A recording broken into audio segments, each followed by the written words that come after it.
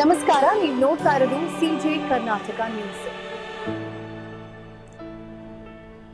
ಮಾಧ್ಯಮರಿಗೆ ನಮಸ್ಕಾರ ಮಾಡಿ ಹೇಳೋದೇನೆಂದರೆ, ನಾನು ಸ್ವಂತ ಮಾಲೀಕತ್ವದ ಆಸ್ತಿಯನ್ನು ಹೊಂದಿರುವ ಸರಸ್ವತಿ ಅಡಿಯಪ್ಪ ಬಬಲೇಶ್ವರ್, ಸರ್ವೆ ನಂಬರ್ 21, ಹಿಸ್ಸಾ ನಂಬರ್ 6. ಇದು ನಮ್ಮ ಪಿತ್ರಾರ್ಜಿತ ಆಸ್ತಿ. ನಾವೇನು ಖರೀದಿ ತಗೊಂಡಿರೋದಲ್ಲ ಮತ್ತೊಬ್ಬರ ಹತ್ರ.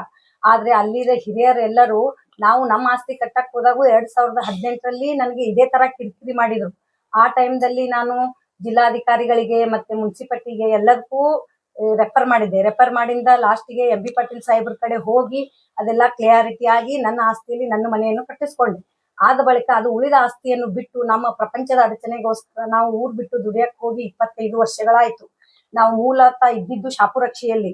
ನಮ್ಮ ತಾತಂದರು ಇರೋದು 6 ಜನ. ಆದ್ರೆ ಅಲ್ಲಿಯ ಜನ ಹಿರಿಯರೆಲ್ಲ ಏನ್ ಮಾಡ್ತಾರೆ, ಇವ್ರ ಆಸ್ತಿ ಇಲ್ಲ, ಇವ್ರ ಆಸ್ತಿ ಅಲ್ಲ ಅಂತ ಹೇಳಿ ನಾವು ಹೋದಾಗೆಲ್ಲ ಒಟ್ಟಿಗೆ ಸೇರೋದು. ಸಾರ್ವಜನಿಕರ ಆಸ್ತಿ ಅನ್ನೋದು ನಾವಿಬ್ರೇ ಗಂಡ ಹೆಂಡತಿ ಹೋಗೋಣ ಬೆದರಿಕೆ ಕರೆಗಳನ್ನು ಮಾಡಿ ಬೆದರಿಕೆಯಿಂದ ನಮ್ಮನ್ನ ಓಡಿಸಿ ಕಳಿಸ್ತವ್ರೆ. ಆದ ಕಾರಣ ನನಗೆ ಹುಷಾರಿಲ್ದ ಇರೋ ಕಾರಣಕ್ಕೋಸ್ಕರ ನನಗೆ ಕ್ಯಾನ್ಸರ್ ಆಗಿದೆ. ಅದಕ್ಕೋಸ್ಕರ ನನಗೆ ಅಮೌಂಟ್ ಎಲ್ಲಿ ಸಿಗ್ಲಿಲ್ಲ. ಹಿಂದೂಗಳಲ್ಲಿ ಎಲ್ಲಿ ಸಿಗ್ಲಿಲ್ಲ ನನಗೆ ಕೇಳಿದ್ರೆ. ಅದಕ್ಕೋಸ್ಕರ ನಾವು ಮಕಂದಾರ್ ಸರ್ ಅಂತ ಹೇಳಿ ಅವ್ರ ಪರಿಚಯ ಒಬ್ಬರದಿಂದ ನಮಗೆ. ಅವರು ನನ್ ಗಂಡ ಎಲ್ಲ ನಾವು ಹಿಂದೂ ಮುಸ್ಲಿಂ ಯಾವತ್ತೂ ಮಾಡ್ದವ್ರಲ್ಲ. ನಾವೆಲ್ಲಾ ಬೆಳೆದಿದ್ದೇ ಮುಸ್ಲಿಂ ಏರಿಯಾದಲ್ಲಿ ಶಾಪುರಕ್ಷಿಯಲ್ಲಿ.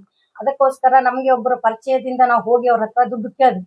ಅವರು ಏನಾದ್ರೂ ಸೇಫ್ಟಿ ಬೇಕಲ್ಲಮ್ಮ, ದುಡ್ಡು ಕೇಳ್ತೀಯಲ್ಲ ನೀ ಅಂತ ಕೇಳಿದ್ರು. ಅದಕ್ಕೋಸ್ಕರ ನನ್ನ ಆಸ್ತಿ ಇದೆ ಸರ್, ಅದನ್ನ ಅಡ ಇಟ್ಕೊಂಡು ನನಗೆ ದುಡ್ಡನ್ನು ಕೊಡಿ ಅಂತ ಕೇಳಿದೆ. ಕೇಳಿದಕ್ಕೋಸ್ಕರ ಹ್ಞೂ ಅಂದ್ರು. ಹ್ಞೂ ಅಂದ ತಕ್ಷಣ ನನಗೆ ಏನ್ ಅನಿಸ್ತು, ನನಗೆ ಯಾರೇ ನನಗೂ ಒಬ್ರು ಬೆಂಬಲ ಬೇಕಲ್ಲ ಅಂತ ಅನ್ನೋದಕ್ಕೋಸ್ಕರ ನಾನು ಉಮೇಶ್ ವಂದಾಲ್ ಅವ್ರ ಜೊತೆಗೆ ಹೋದ್ವಿ ಅವ್ರ ಕಡೆಗೆ. ನಮ್ಮ ಮನೆಯವರು RSS ದಲ್ಲಿ ಇದ್ರು ಮೊದ್ಲಿನಿಂದಾನು. ಆಗದ ಕಾರಣ ನಮ್ಗೆ ಗೊತ್ತಾಯ್ತು ವಂದಾಲ್ ಅಣ್ಣವ್ರ ಕಡೆ ಹೋಗೋಣ ಅಂತ ಹೇಳ್ಬಿಟ್ಟು ನಾನು ನಮ್ಮ ಯಜಮಾನ್ರು ಹೋದ್ವಿ. ಹೋಗೋದ ತಕ್ಷಣ ಏನಂದ್ವಿ, ಈ ತರ ದುಡ್ಡು ಕೇಳಿದೀವಿ ಸರ್, ಅವ್ರು ಕೊಡ್ತೀನಿ ಅಂದವ್ರೆ, ಮತ್ತೆ ನಾನು ಆಸ್ತಿ ಅಡ ಇಡ್ತಿದ್ದೀನಿ, ನಮ್ಗೆ ಸ್ವಲ್ಪ ಬೆಂಬಲ ಬೇಕಲ್ಲ, ಅದಕ್ಕೋಸ್ಕರ ಬಂದಿದೀವಿ ಅಂತ ಹೇಳಿದ ತಕ್ಷಣ ಅವ್ರು ಏನಂದ್ರು, ಆಯ್ತಮ್ಮ ಅವ್ರನ್ನ ಕರೆಸು ಮಾತಾಡೋಣ ಅಂದ್ರು.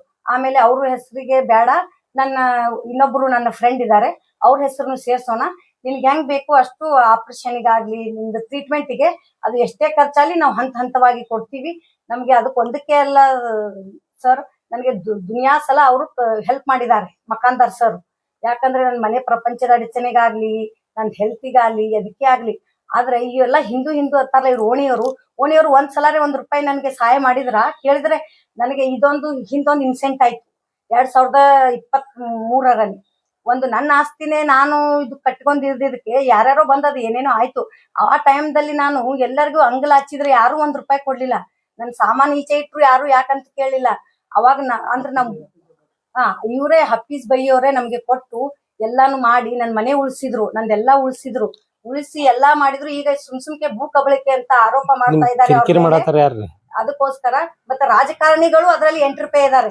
ಅವರು ನಮ್ಗೆ ಹಿಂಸೆ ಮಾಡೋದು. ಮತ್ತ ಹಂಗಂದ್ರೆ ರಾಜಕಾರಣಿಗಳೇ ಹೇಳಿಂದಾನೆ ಅವರು ಹಿರಿಯರೆಲ್ಲ ಹೋಗಿ ರಾತ್ರಿ 1 ಗಂಟೆಗೆ 2 ಗಂಟೆಗೆ ರಾಜಕಾರಣಿ ಯಾರು ಅದಕ್ಕ ಈ ದೇವಗಿರಿ ಸಾಹೇಬ್ರಿಗಿನೂ ಗೊತ್ತಿದೆ ಇದೆಲ್ಲ ಈ ಹಿಸ್ಟ್ರಿ.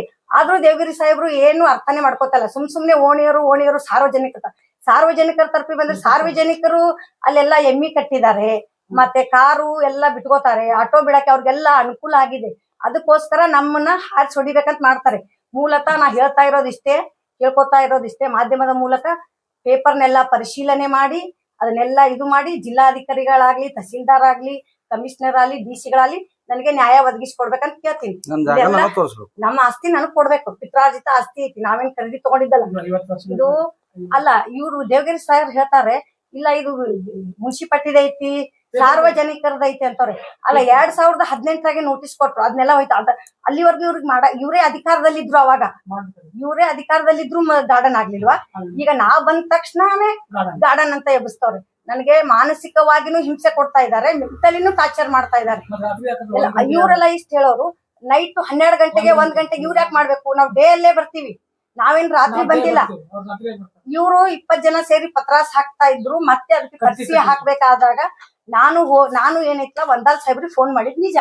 ಸರ್ ಈ ತರ ಹೋಗ್ತಾ ಇದ್ದಾರೆ, ನನ್ನ ಆಸ್ತಿಗೆ ನೀವು ಒಂದ್ ಸ್ವಲ್ಪ ನೋಡ್ತೀರಾ ಸರ್, ನಾನು ಹಾಸ್ಪಿಟಲ್ ಇದ್ದೀನಿ ಅದಕ್ಕೆ 3-4 ಜನ ಹೋಗಿದ್ದಾರೆ. ಅವರೇ ಸೇರಿದ್ದು 50 ಜನ. ಆದ್ರೆ ಇದು ಹೇಳ್ತಾ ಇರೋದು ಸುಳ್ಳು. ಹಾಸ್ಪಿಟಲ್ ತೋರಿಸ್ತಾ ಇದ್ದೀನಿ, ಕೀಮೋಥೆರಪಿ ರೇಡಿಯೇಷನ್ ಇದೆ.